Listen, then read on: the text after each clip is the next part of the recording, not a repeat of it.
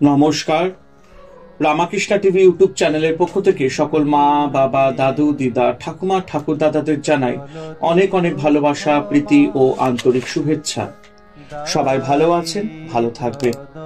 আমি আবারও চলে এসেছি শ্রী শ্রী রামকৃষ্ণ মিশনের স্বামী লোকেশ্বরানন্দ মহারাজজির সম্পাদিত শতরূপে সারদা সম্পর্কে আলোচনা করতে। আজকে আমরা আলোচনা করব নিবেদিতার ধ্রুব মন্দির অধ্যায় থেকে ষষ্ঠ পর্ব, ভারতীয় নারী আদর্শের চরম বাণী সারদা কেন। তবে শুরু করার আগে আমি সকলের কাছে অনুরোধ করব, যারা যারা আমার শতরূপে সারদা সম্পর্কে লাস্ট ভিডিও বা এপিসোড গুলো মিস করেছেন দেখতে, তারা অবশ্যই আমার Ramakrishna TV YouTube channel play লিস্টে গিয়ে শতরূপে সারদা প্লে লিস্টে গিয়ে আপনারা আগের ভিডিও বা এপিসোড গুলো বা পর্বগুলো আপনারা দেখে নিতে পারবেন। তো চলুন শুরু করা যাক আজকের আলোচনা। নিবেদিতার ধ্রুব মন্দির অধ্যায় থেকে ষষ্ঠ পর্ব, ভারতীয় নারী আদর্শের চরমবাণী সারদা মা কেন। কোন অর্থে সারদা দেবী ভারতীয় নারী আদর্শ সম্বন্ধে শ্রীরামকৃষ্ণের চরমবাণী তা ব্যাখ্যা করতে বহু পৃষ্ঠা প্রয়োজন, আর সেও হবে অবধারিত ব্যর্থ চেষ্টা। এখানে কেবল সংক্ষেপে এইটুকু বলা চলে, এই পৃথিবীতে ধর্মজীবনে এবং সামাজিক জীবনে মাতৃ আদর্শকে প্রতিষ্ঠিত করতে চেয়েছেন ঠাকুর শ্রীরামকৃষ্ণ, এবং তার শিক্ষায় সারদা দেবী মাতা ঠাকুরানী হয়ে উঠেছিলেন। কিন্তু ভারতীয় মাতৃত্বের আদর্শের বিরুদ্ধে এই কালের বুদ্ধির প্রতিবাদ আছেই। ভারতীয় মাতা সর্বস্ব দিয়ে ছেলেকে ভালোবাসেন সত্য, কিন্তু অধিকাংশ ক্ষেত্রে সে ভালোবাসা অজ্ঞান, অন্ধ, স্নেহে দুর্বল, তার সংস্পর্শে সন্তান ও চরিত্রে দুর্বল। রবীন্দ্রনাথের বিখ্যাত দুটি ছত্র স্মরণ করব কি? 7 কোটি সন্তানেরে হে মুগ্ধা জননী, রেখেছ বাঙালি করি মানুষ করণী। অর্থাৎ ভারতীয় মাতার প্রেমিক জ্ঞানের স্পর্শ নেই। ওই আদর্শ অতীতের সুদূর সৌন্দর্যের দৃশ্য, কিন্তু বর্তমানে বস্তু সংঘর্ষে অদৃশ্য অথবা অদৃশ্য হলেই মঙ্গল। নিবেদিতা তাই প্রশ্ন করেছেন, সারদা দেবী কি প্রাচীন আদর্শের শেষ কথা না, নূতন আদর্শে প্রথম প্রকাশ? নিবেদিতা অতঃপর নানাভাবে যতখানি স্পষ্ট বক্তব্যে ততোধিক অর্থগর্ভ ইঙ্গিতে বলতে চেয়েছেন, সারদা দেবী একই সঙ্গে নূতন আদর্শেরও প্রথম প্রকাশ। ওই কথা বলার অসুবিধা ছিলই, যে কথা আগে বলেছি। সারদা দেবী আপাতত পদানুসীন ব্রাহ্মণ, বিধবা, আধুনিক শিক্ষা নেই, সামান্য পড়তে পারেন কিন্তু লিখতে পারেন না। শেষোক্ত ব্যাপারে তিনি তার নিরক্ষর স্বামীকে অতিক্রম করেছেন, কারণ নিরক্ষর রামকৃষ্ণের বাল্যকালের হস্তাক্ষর একেবারে মুক্ত, মানে হস্তাক্ষর একেবারে মুক্ত। শ্রী রামকৃষ্ণের সঙ্গে সারদা দেবীর আরো পার্থক্য।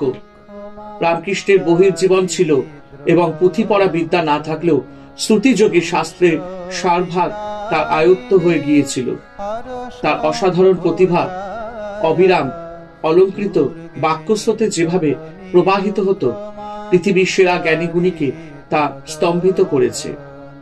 এই বাণীর ঐশ্বর্য সারদা দেবীর ছিল না। নিবেদিতা এ বিষয়ে সচেতন ছিলেন। গোড়ার দিকে একটি চিঠিতে শ্রী মায়ের মহিমার পরিচয় দিতে গিয়ে পাশ্চাত্য দেশীয় বান্ধবীকে তাকে বলতে হয়েছিল, অভিজ্ঞতা ও বাস্তববোধের বাইরে চিন্তা রাজ্যে এই মহিলাদের পরিধি ব্যাপ্ত নয়, অনুভূতি রাজ্যেই এদের যত শক্তি। এরা এমন কোন শিক্ষা পাননি যার দ্বারা নিজেদের চিন্তাকে অপরিচিতের কাছে আবেদনযোগ্য করার মতো করে গঠন করতে পারেন। নিবেদিতার এই কথাগুলি সত্য, আবার সত্যও নয়। সত্য এই জন্য যে আধুনিক শিক্ষার পরিশীলিত ভাষা ও ভঙ্গি শ্রীমায়ের আয়ত্ত ছিল না। বহু বচনের বিনাশে এক বচনকে গরিয়ান করতে তিনি সমর্থ ছিলেন না। আবার কথাটা সত্য নয় এই জন্য যে অনুভূতি রাজ্যের বাইরে আত্মবিস্তারের অসীম ক্ষমতা সারদা দেবীর ছিল। সারদা দেবীর মধ্যে বস্তু জ্ঞান অপেক্ষা বস্তুর সত্য জ্ঞান ছিল অধিক, এবং ওই সত্য জ্ঞান জ্ঞান ও অনুভূতির সমন্বয়ে গঠিত। সে ব্যাপারটি নিবেদিতার চোখে প্রথমেই ধরা পড়েছিল এবং পূর্বোক্ত পত্রের প্রায় 10 মাস আগে লেখা এক পত্রে নিবেদিতা মিসেস হ্যামন্ডুকে বলেছিলেন, একে একটু ভালোভাবে জানলে দেখা যাবে সহজ বুদ্ধি ও বাস্তববোধ এর চূড়ান্ত। প্রতি ক্ষেত্রে তার পরিচয় মিলে। শ্রীরামকৃষ্ণ কোনো কিছু করবার আগে এর পরামর্শ নিতেন। রামকৃষ্ণ শিষ্যরা এর উপদেশ সর্বদা মেনে চলতেন। প্রতি ব্যাপারে একে স্মরণে রাখা হয়, এই ইচ্ছাকে আদেশ তুল্য জ্ঞান করা হয়। এই চিঠিতেই আছে একজন সন্ন্যাসী নিবেদিতার ইচ্ছা অনুসারে যখন সারদা দেবীকে ম্যাগনিফিকেন্ট মানে যিশু জননী মেরির গান পড়ে শুনিয়েছিলেন, তখন তিনি তা গভীরভাবে উপভোগ করেছিলেন। অপরিচিত ধর্ম সংস্কৃতির বিষয়বস্তুর সঙ্গে প্রথম পরিচয় তার অন্তর্নিহিত সত্য উপলব্ধি করতে তার এতটুকু দেরি হয়নি।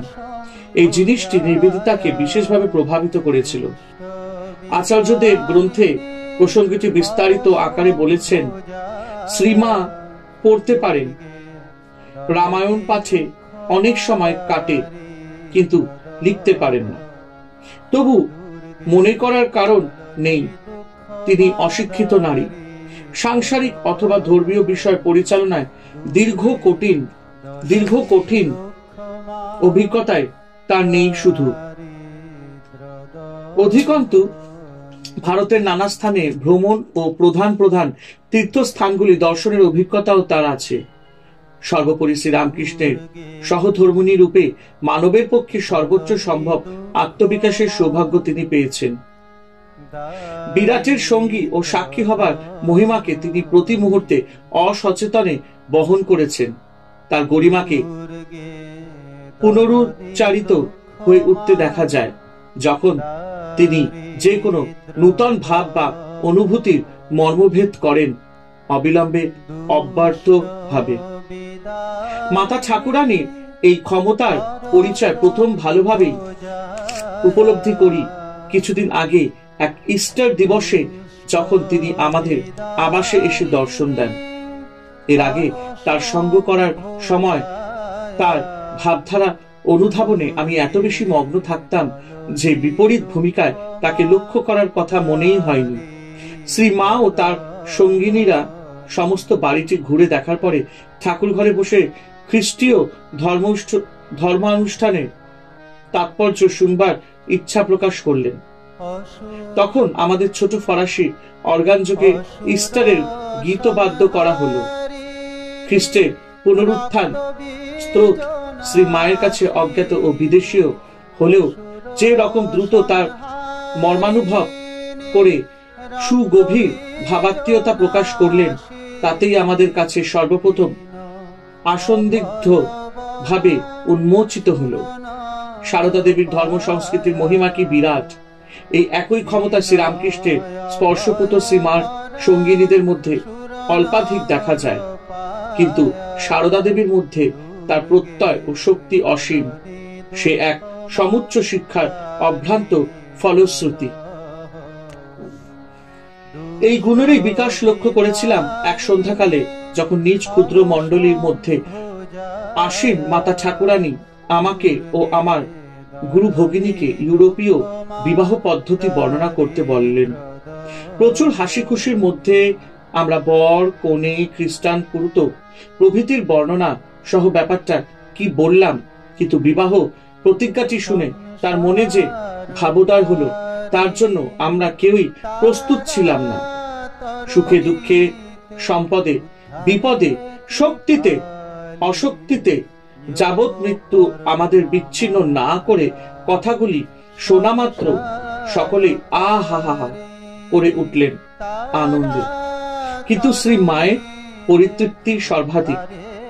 বারবার কথাগুলি তিনি শুনতে চাইলেন, বারবার বললেন, কি অপূর্ব ধর্মকথা, কি অপূর্ব ধর্মকথা। নিবেদিতা দেখেছিলেন এই পদার্ণসীন মহিলা তার অবরোধের মধ্যে বিশ্বভুবনকে ঢুকিয়ে নিয়েছিলেন। 22 মার্চ 1904 তারিখের চিঠিতে তিনি লিখেছিলেন, মুসলমান ছাত্রেরা আমাকে এশিয়ায় ইসলাম বিষয় তাদের কাছে এক থিয়েটার হলে বক্তৃতা করার আমন্ত্রণ জানিয়েছে। এই কথা যখন গত রবিবার মাতা দেবীকে জানিয়েছিলাম, তখন তার সে কি আনন্দ! নিবেদিতা তার ভারতবাসের সূচনা পর্ব থেকে শ্রী মায়ের মুক্ত দৃষ্টি ও সহজ প্রজ্ঞার রূপ লক্ষ্য করার সুযোগ পেয়েছিলেন। তিনি জেদ ধরেছিলেন ভারতীয়দের মধ্যে যখন কাজ করতে এসেছেন, তখন তিনি ভারতীয়দের মধ্যে বাস করবেন। আধুনিক অনুকরণকারী ভারতবর্ষে নয়, পুরাতন ভারতবর্ষে। স্বামীজি তাকে সারদা দেবীর কাছে পৌঁছে দিলে যা ঘটল তা স্বামীজির পক্ষেও বিস্ময়কর ছিল। তিনি শ্রী মায়ের মহিমার কথা যথেষ্টই জানতেন। পাশ্চাত্য নারীরা তার কাছ থেকে সস্নেহে অভ্যর্থনা লাভ করবেন, এও তার ধারণার অন্তর্গত, কিন্তু কদাপি ভাবতে পারেননি মাতা ঠাকুরানী স্বয়ং রক্ষণশীল বিধবা, অধিকতর রক্ষণশীল বিধবাদের দ্বারা পরিবৃত ওই স্মৃচ্ছ মেয়েগুলির সঙ্গে এক পাত্রে আহার করবেন। সেকালের গোড়া সমাজে ব্যাপারটি যে কল্পনাতীত তা স্বামীজির উৎফুল্ল বিষয় থেকে বোঝা যায়। 1898 মার্চ মাসে তিনি রামকৃষ্ণানন্দ স্বামীকে লিখেছিলেন, শ্রী মা এখন এখানে। ইউরোপীয় এবং আমেরিকান মহিলারা সেদিন তাকে দেখতে গিয়েছিলেন। তারপর কি কাণ্ড ভাবতে পারো! মা তাদের সঙ্গে খেলেন পর্যন্ত। দারুণ ব্যাপার নয় কি? স্বামীজির পক্ষে ব্যাপারটি বিস্ময়কর। কম বিস্ময়কর ছিল না পাশ্চাত্য মহিলাদের কাছে পর্যন্ত। একসঙ্গে খাবার কাণ্ড নিয়ে তারা সম্ভবত বেশি বিচলিত হননি। একেবারে হননি তা নয়। নিবেদিতা 22 মে 1898 সালে চিঠিতে লিখেছিলেন, শ্রী মা আচার বিচারে বরাবরই রক্ষণশীল। সেই সব কিছু সরিয়ে দিলেন যখন প্রথম দুটি বিদেশি মেয়ে মিসেস বুল ও মিস ম্যাকলাউড তার কাছে গেলেন। এদের সঙ্গে খেলেন পর্যন্ত। আমরা যেতেই ফল খেতে দেওয়া হলো, তাকেও দেওয়া হলো। সকলকে অবাক করে দিয়ে সেই ফল তিনি একসঙ্গে গ্রহণ করলেন। এর দ্বারা আমরা যাতে উঠেছি এবং আমাদের ভাবি কাজে পথ পরিষ্কার হয়েছে, যা অন্য কিছুতেই হতে পারত না। ভাতের হাড়ির ধর্মের পুরো শক্তি তারা পুরো বুঝতে সত্যই সমর্থ ছিল না। তারা অভিভূত হয়েছিলেন ওই নারীর মর্যাদা ও স্বচ্ছ বুদ্ধির গরিমায়। বহু বৎসর ধরে পাশ্চাত্যে তারা মিশনারি ও সাম্রাজ্যবাদী প্রচার যন্ত্রবাদ্য মারফত ভারতীয় নারীর কুসংস্কার, অশিক্ষা ও অন্ধতার বিষয় বহু কিছু শুনে এসেছেন। এই নারীর সামনে দাঁড়িয়ে তাদের মনে হলো কি মিথ্যা সেই সকল কথা। শ্রীরামকৃষ্ণের উপমার ছায়ায় বলা যায় তাদের বহুদিনের ভ্রান্ত ধারণার অন্ধকার দূর হয়ে গেল এই একটি নারীর আলোক শিখা থেকে। কেবল সারদা দেবীর উদারতা, স্নেহ বা সহজ বুদ্ধি নয়, দৃঢ় বিচারশীল প্রজ্ঞায় তারা চমকিত হলেন। ম্যাক্সমূলারকে লেখা সারা বুলের 11 জুলাই 1898 তারিখের যে পত্রের উল্লেখ আগে করেছি, সে চিঠির বক্তব্য কেবল মিসেস বুলেরই ছিল না, মিস ম্যাকলাউড ও নিবেদিতারও ছিল। ভারতীয় নারীর বিরুদ্ধে সংস্কারপন্থীদের নির্বিচার আক্রমণের বিরুদ্ধে ম্যাক্সমূলার মিসেস বুলের পত্রটি তুলে ধরেছিলেন। তাতে খুশি হয়ে নিবেদিতা 9 জানুয়ারি 1899 সালে চিঠিতে লেখেন, মাতা দেবী পূর্ববৎ ম্যাক্সমূলার সেন্ট সারার চিঠির সুন্দর ব্যবহার করেছেন, তাই কি না? মিসেস বুল লিখেছিলেন, আমরাই প্রথম বিদেশি যারা শ্রী রামকৃষ্ণের বিধবা পত্নী সারদা দেবীকে দর্শন করার অনুমতি পেয়েছি। তিনি আমার মেয়েরা বলে আমাদের গ্রহণ করলেন। বললেন যে ঈশ্বর ইচ্ছায় তার সঙ্গে আমাদের সাক্ষাৎ। আমাদের একেবারে অপরিচিত ভাবে দেখলেন না। গুরুর কাছে আনুগত্য বলতে কি বোঝায় এ কথা যখন তাকে জিজ্ঞাসা করা হলো, তার ক্ষেত্রে আবার নিজ স্বামী গুরু, তিনি জানালেন কাউকে গুরু নির্বাচন করলে আধ্যাত্মিক উন্নতির জন্য তার সব কথা শুনতে বা মানতে হবে, কিন্তু ঐহিক বিষয় নিজের সদ্বুদ্ধি প্রণোদিত হয়ে কাজ করলে সে কাজ যদি কোনো ক্ষেত্রে গুরুর অনুমোদিত হয়, তবু গুরুকে শ্রেষ্ঠ সেবা করা হবে। স্বামীর সঙ্গে বাল্যই বিবাহ বন্ধনে আবদ্ধ তিনি। স্বামীকে যখন সানন্দের সন্ন্যাসীর জীবন যাপন অনুমতি দিলেন, তখন স্বামীর গভীর বন্ধুত্ব পেলেন ও তার শিষ্যরূপে গৃহীণ হলেন। স্বামী তাকে দিন দিন শিক্ষা দিয়ে গড়ে তুললেন। অপরপক্ষে পতির সান্নিধ্যে অতিবাহিত বৎসরগুলিতে ইনি স্বামীর পরম আদর্শদাতা ছিলেন। ইনি নিরন্তর প্রার্থনা করেছেন, আমার বাসনাকে শুদ্ধ করে তোলো, যাতে চিরদিন তোমার যোগ্য হতে পারি। দারিদ্র ও ব্রহ্মচর্যের ব্রত তিনি নিয়েছেন, ত্যাগ করেছেন গর্ভধারিণী জননীর সাধারণ আনন্দ, কিন্তু হয়ে উঠেছেন বহু সন্তানের আধ্যাত্মিক জননী। গুরুবাদী এই সমাজে নিজের গুরুর আসনে বসে থেকেও বহু মানুষের কাছে তিনি পরম গুরু। এই নারী যখন বলেছেন ঐহিক বিষয় গুরুর সব কথা মানবার প্রয়োজন নেই, সদ্বুদ্ধি প্রণোদিত হয়ে ক্ষেত্র বিশেষে গুরুর অননুমোদিত কর্ম করলেও তা গুরুর শ্রেষ্ঠ সেবা, তখন তার প্রচন্ড চিত্ত শক্তি যে কোনো সময় পক্ষে অত্যাশ্চর্য ব্যাপার। এ দেশীয় ছুটমার্গী রক্ষণশীলতার পুরো রূপ নিবেদিতা গোড়ায় বুঝতে পারেননি বলে তাকে স্বগৃহে আশ্রয় দিয়ে শ্রীমা কতখানি মন শক্তির পরিচয় দিয়েছিলেন তা ধারণা করা তার পক্ষে সম্ভব হয়নি। অল্পদিনের পরে তা কিছুটা বুঝে তিনি জোর করে কাছাকাছি অন্য একটা বাড়িতে উঠে যান। এ কথা তিনি আচার্যদেব গ্রন্থে বলেছেন, কিন্তু শ্রী মায়ের সংসারে তার অবাধ যাতায়াত ছিলই। বহু সময় সেখানে কাটাতেন ও মায়ের সেবা শুশ্রূষা করতেন অবাধে। তার পাঠানো ভোগকে গ্রহণ করার ব্যাপারে ঘরোয়া চাঞ্চল্য ঘটলে শ্রীমা কেমন কঠোরভাবে তাকে নিরস্ত করেন তাও আগে দেখিনি। নানা পরিবেশে ও পরিস্থিতিতে নিবেদিতা শ্রী মাকে তার এই আশ্চর্য বুদ্ধি ও বিচক্ষণতার পরিচয় দিতে দেখেছেন। মহিলা হিসাবে নিবেদিতা জানতেন মহিলাদের দলকে একই সঙ্গে সন্তুষ্ট ও নিয়ন্ত্রিত রাখতে কতখানি ব্যক্তিত্ব ও বিচক্ষণতার পরিচয় দিতে হয়। মাতা ঠাকুরানীর সঙ্গে পরিচয়ের গোড়াতেই তার সে কথা মনে হয়েছিল। তার মহিমার একটা উত্তম দৃষ্টান্তই দিক। কলকাতায় তিনি যখন থাকেন তখন সদা সর্বদা 14 থেকে 15টি উচ্চবর্ণের হিন্দু মহিলা তাকে ঘিরে থাকেন, যারা রাগারাগি ঝগড়াঝাটি করে সকলকে অস্থির করে মারতেন, যদি না তিনি তার অপূর্ব বিচক্ষণতা এবং প্রফুল্লতা দ্বারা এদের মধ্যে স্থায়ী শান্তি রক্ষা করে চলতেন। এই কথা বলে নিবেদিতা নিজে কিন্তু বিচক্ষণতার পরিচয় দেননি। সুতরাং যন্ত্রস্থ কৌতুকে তারপরে লিখেছেন, তাই বলে সত্যি আমি ওইসব মহিলার স্বভাবের বিরুদ্ধে কোনো কটাক্ষ করছি না। আমি নারী জাতির সাধারণ স্বভাব অনুমান করে এই কথা বলছি। নিবেদিতা কলকাতায় আসার কিছু পরেই এমপ্রেস নামক সচিত্র ইংরাজি পত্রিকায় ভারতীয় সমাজের অন্তর্দেশের বিবরণ লিখতে শুরু করেন। সেই জন্য তিনি তার বিদ্যালয়ের মেয়েদের ছবি তুলিয়ে প্রকাশ করেন। অন্তরঙ্গ মহলে তার বিরুদ্ধে সমালোচনা হয়েছিল। সেই সময় তাকে রক্ষা করতে এগিয়ে এসেছিলেন শ্রীমা।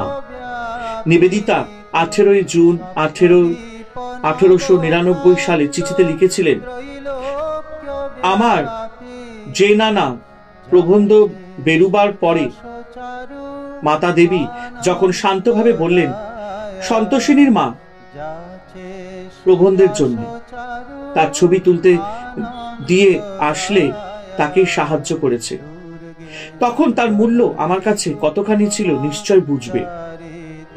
একই চিঠিতে সদানন্দের বিরুদ্ধে বিকট মিথ্যা দুর্নামের বিরুদ্ধে সদানন্দকে সমর্থন করতে মাতা দেবীকে দেখে নিবেদিতা লিখেছেন, মা যে কি সবে বুঝতে আরম্ভ করেছে। এই সবে বুঝতে আরম্ভ করা শেষ পর্যন্ত কোথায় পৌঁছেছিল আমরা তো দেখেছি এবং আরো দেখব। সে যাই হোক, শ্রী মায়ের বুদ্ধি বিবেচনার নানা প্রসঙ্গের উল্লেখ্য নিবেদিতার চিঠিপত্রে ছড়িয়ে আছে দেখা যায়।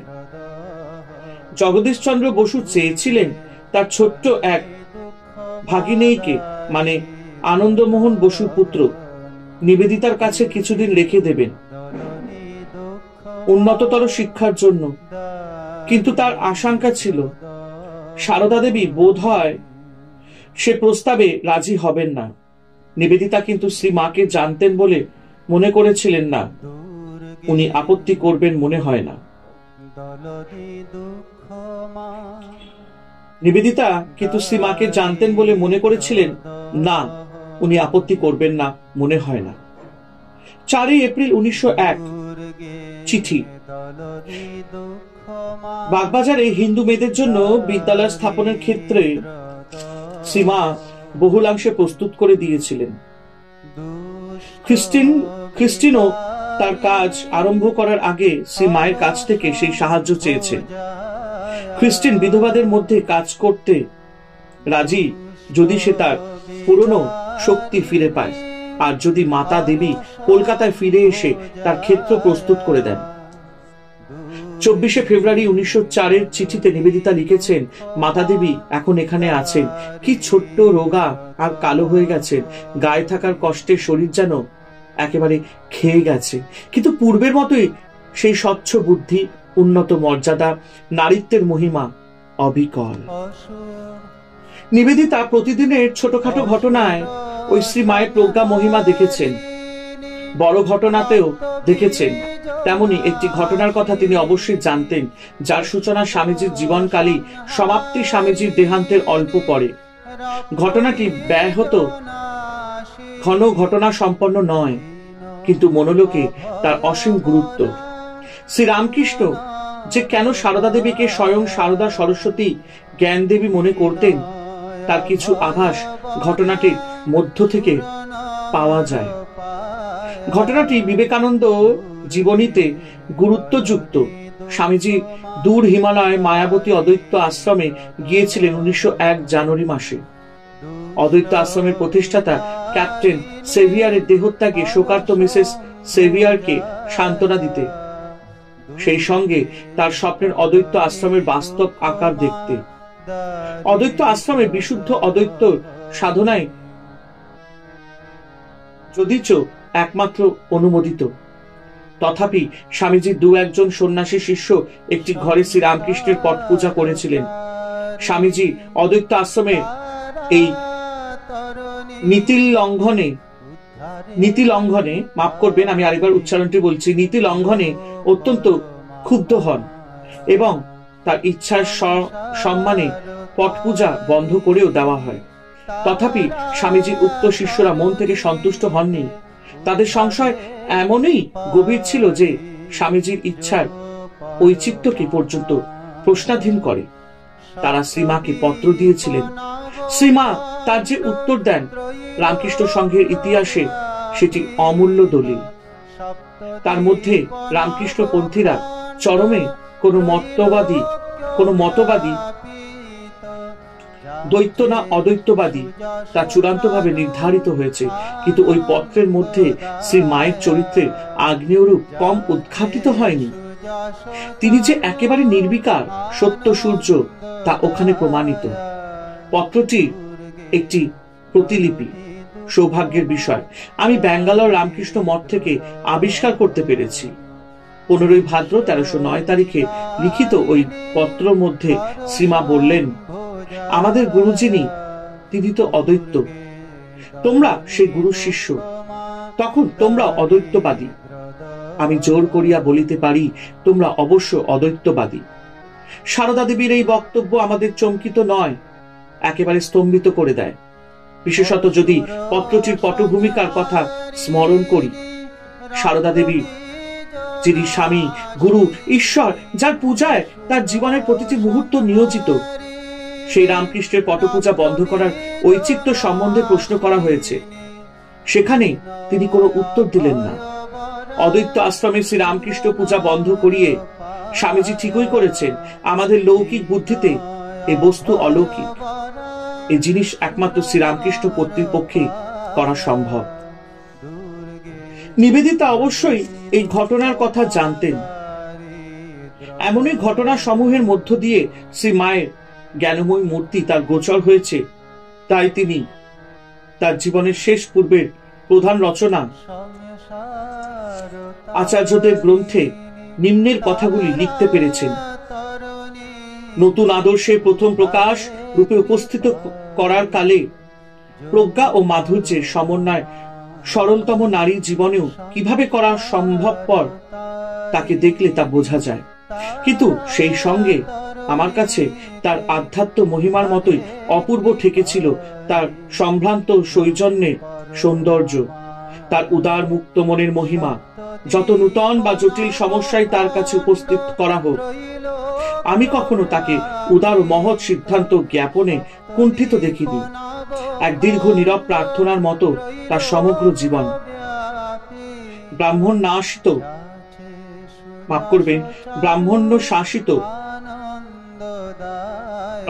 শাসিত সমাজের মধ্যে তার জীবন অতিবাহিত হলেও তিনি প্রতি ক্ষেত্রে নিজেকে পরিবেশের উপরে উন্নীত করতে পারেন।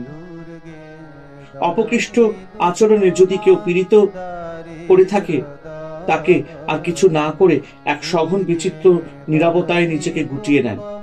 যদি কেউ তার অভিজ্ঞতার বহির্বর্তী সামাজিক সমস্যার যন্ত্রণার কথা জানায়, তিনি তৎক্ষণাৎ অভ্রান্ত অন্তর্দৃষ্টিতে ঘটনার মর্মে প্রবেশ করে সংশ্লিষ্ট মানুষটিকে সমাধানের সঠিক পথ দেখিয়ে দেন। আর যখন কঠোরতার প্রয়োজন, সেক্ষেত্রে কোন রকম বুদ্ধিহীন ভাবালুতায় বিভ্রান্ত হন না। যে ব্রহ্মচারীকে আগামী কয়েক বছরের জন্য ভিক্ষা করার শাস্তি দিয়েছেন, তাকে তদ্গুণে স্থান ত্যাগ করে চলে যেতে হবে, তার আদেশ। তার দৃষ্টিতে সাধুর আচরণ যে লঙ্ঘন করেছে, সে কখনোই তার সাক্ষাতে আসতে অনুমতি পাবে না। এই ধরনের দোষী এক ব্যক্তিকে একদা শ্রীরামকৃষ্ণ বলেছিলেন, দেখছো না, ওর ভিতরে নারী মহিমাকে আঘাত করেছো তুমি, সর্বনাশ। এই কথাগুলি নিবেদিতা যখন লিখেছেন, তখন তার মাতৃদর্শন সমাপ্ত হয়নি। আরো বছর খানেক পরে 22 সেপ্টেম্বর 1910 তারিখে লিখেছেন, সম্প্রতি শারদানন্দের সঙ্গে যথেষ্ট দেখা সাক্ষাৎ হচ্ছে গ্রন্থ প্রকাশের কারণে, এবং যেহেতু আমি স্বামীজির প্রামাণ্য জীবনী সম্বন্ধে তথ্য সংগ্রহ করতে শুরু করেছি, সুতরাং সেই গোড়াকার দিনগুলিতে যেন ফিরে যাচ্ছি, যখন ওরা দক্ষিণেশ্বর শ্রীরামকৃষ্ণের কাছে যেতেন। প্রিয় মাতা দেবী ওই কালের প্রামাণ্য সাক্ষী হিসাবে বর্তমান। পূর্ণ তিনি মাতা দেবী, পূর্ণ মাধুর্যে, মৌনে, আর কি জ্যোতির্ময়। ইদানিং আরো গভীরভাবে বুঝতে পারছি তিনি কত সত্যভাবে শ্রীরামকৃষ্ণের সহধর্মিণী ছিলেন। হরে কৃষ্ণ কৃষ্ণ কৃষ্ণ হরে হরে, হরে রাম রাম রাম হরে হরে। আশা করি আপনাদের সকলের ভালো লেগেছে। মায়ের কথা শুনলে সত্যি মনটা ভালো হয়ে যায়। এবং মাঝখানে 2-4 জায়গায় আমার উচ্চারণে একটু ভুল হয়েছে, কিন্তু আমি সঙ্গে সঙ্গে ওটিকে ঠিক করে নিয়েছি। তাও আমি ঈশ্বরের কাছে ক্ষমা চেয়ে নিচ্ছি, মা সারদা দেবীর কাছে ক্ষমা চেয়ে নিচ্ছি, আমি আমার বাবা মার কাছে ক্ষমা চেয়ে নিচ্ছি, এবং আপনাদের কাছে ক্ষমা চেয়ে নিচ্ছি। রামাকৃষ্ণা টিভি ইউটিউব চ্যানেলকে ভালোবাসা দেবেন, ভালোবাসতে থাকবেন। পাশে থাকা বেল আইকনটি অবশ্যই প্রেস করে দেবেন, যাতে এরকমই সুন্দর সুন্দর ডিভোশনাল স্পিরিচুয়াল ভিডিওর নোটিফিকেশন আপনাদের কাছে পৌঁছে যায়। রামাকৃষ্ণা টিভি ইউটিউব চ্যানেল সবসময় চেয়েছে আপনাদেরকে ভালো কিছু দেখানোর, ভালো কিছু করে দেখানোর, যাতে আপনারা ভালো থাকেন, আপনারা যাতে আনন্দ পান। এবং সবসময় চেষ্টা করি আমার চ্যানেলের মাধ্যমে ঈশ্বরের কথা ছড়িয়ে দেওয়া, যাতে ঈশ্বরের প্রতি আমাদের ভালোবাসা যাতে থাকে চিরন্তর। তাই জন্য সকলকে বলিব, রামাকৃষ্ণা টিভি ইউটিউব চ্যানেলকে ভালোবাসবেন, ভালোবাসা দেবেন, এবং আমার পাশে থাকার জন্য আপনাদেরকে অনুরোধ করব। আজকের মতো এখানে সমাপ্ত করিলাম, আবার আসিব পরের অধ্যায় নিয়ে। তাই জন্য যাবার আগে আরেকবার হরে কৃষ্ণ কৃষ্ণ কৃষ্ণ হরে হরে, হরে রাম রাম রাম হরে হরে। জয় শিব শম্ভু, জয় দেবী দুর্গা দুর্গতি নাশিনী, জয় মা কালী।